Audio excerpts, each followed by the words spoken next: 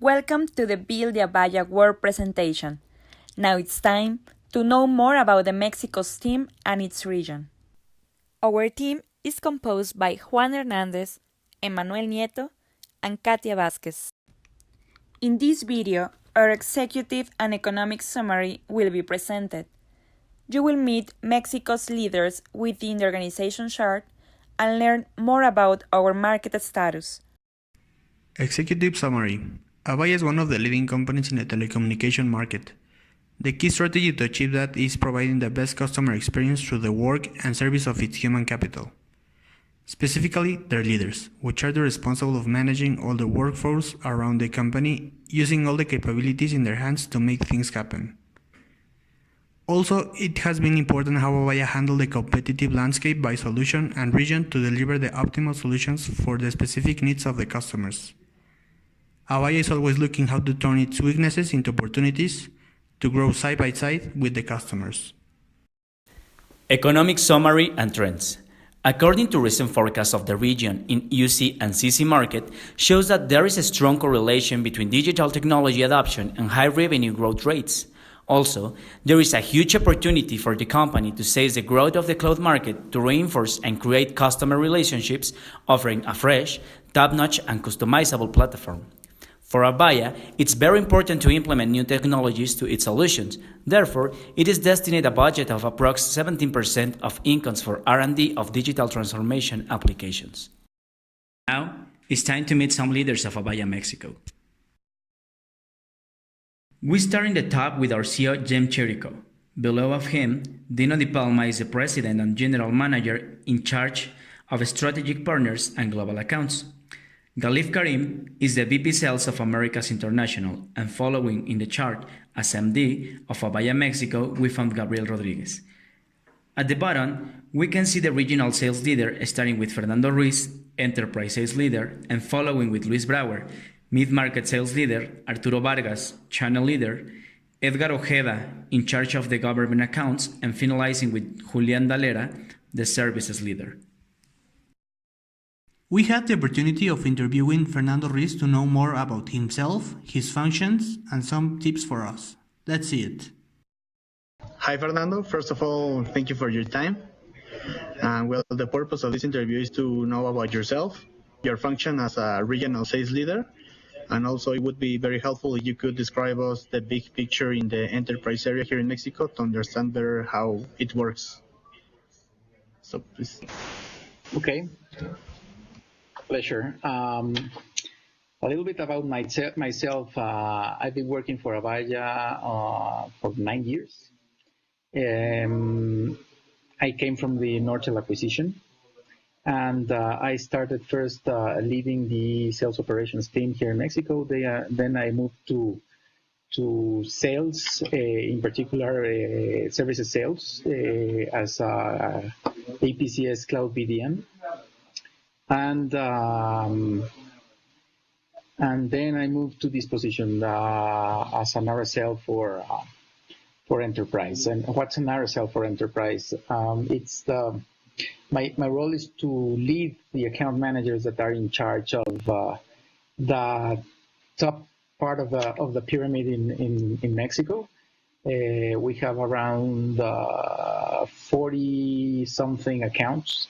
Divided in 7 account managers, and those 45 accounts, 40-something accounts, represent around 60% of the income in Avaya Mexico. So it's a big part of the revenue in Avaya Mexico.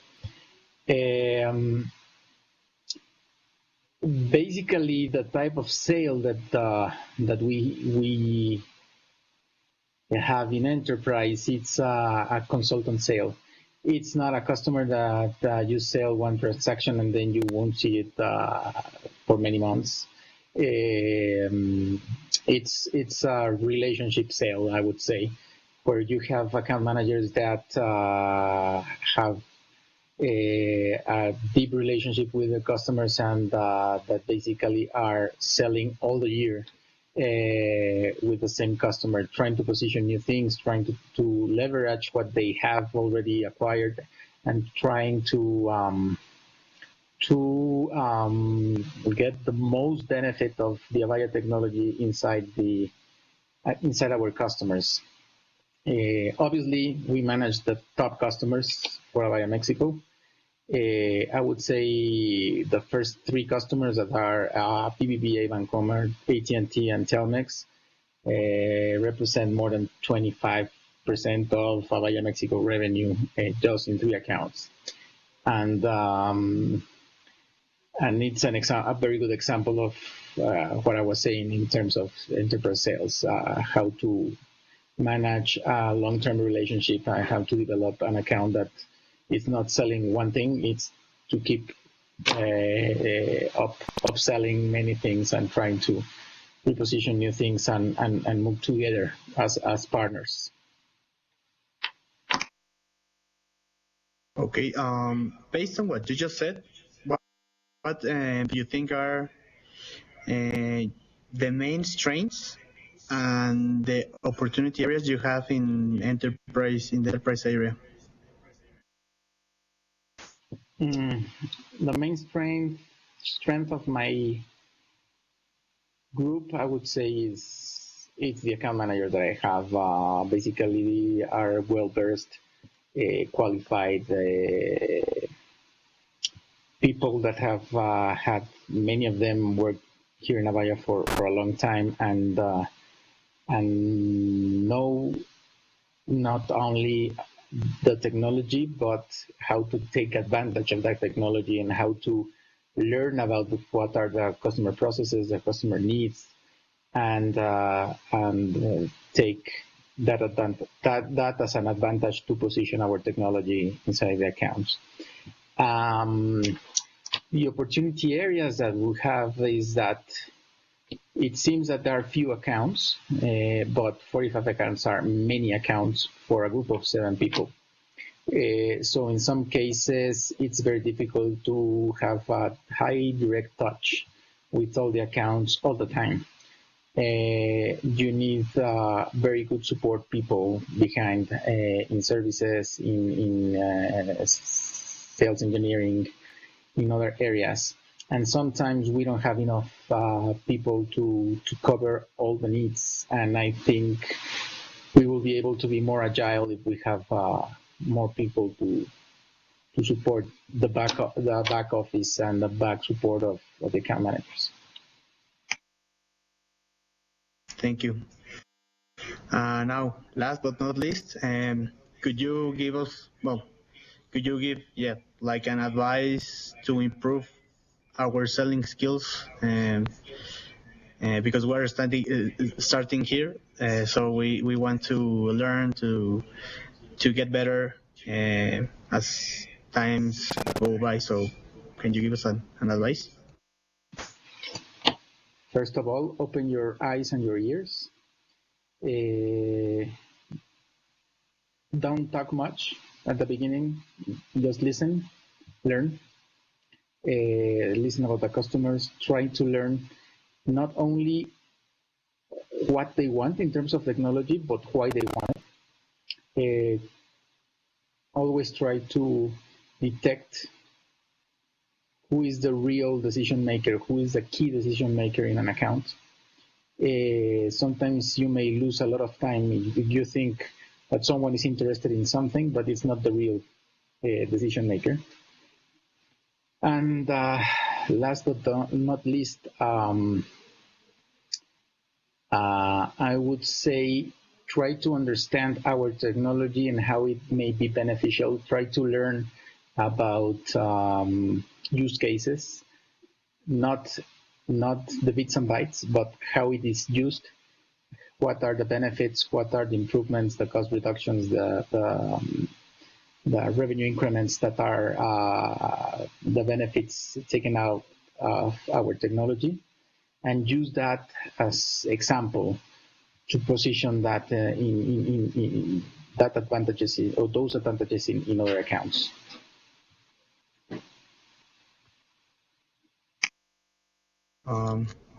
Thank you for your advice. and for all the information, Fernando. I'm sure that my colleagues at the Sales Academy would find this very, very helpful. So thank you again, and hope I, I'll see you soon. It's a pleasure. Thank you. And now it's time to present the SWOT analysis. When we talk about our company strengths, it is important to point out that we are the leading company in the sector. Focus on the customer experience and satisfaction. We are a solid company in a financial status that emerged of Chapter 11. Our products and services have been awarded. We create strategic alliances with tech companies and the automation and WFO strong outbound. Okay, we are not perfect, and we need to talk about our weakness. Avaya is still growing in the cloud market, so we are not at our full capacity. We are being slow in some areas like the Oceana product maturity, the omnichannel implementation, and in the pre-sales speed in demos and POCs. But we have a lot of opportunities and we must focus on them. Bigger outsourcer deals, win back market share, increase APS and APT area, roadmap awareness, especially in the cloud market and win the install base in our legacy customers. Also, we need to take into consideration our threats, like new competitors which are always emerging. We live in a world with a constant technological transformation and a wide developer community. We Are Avaya. thank you.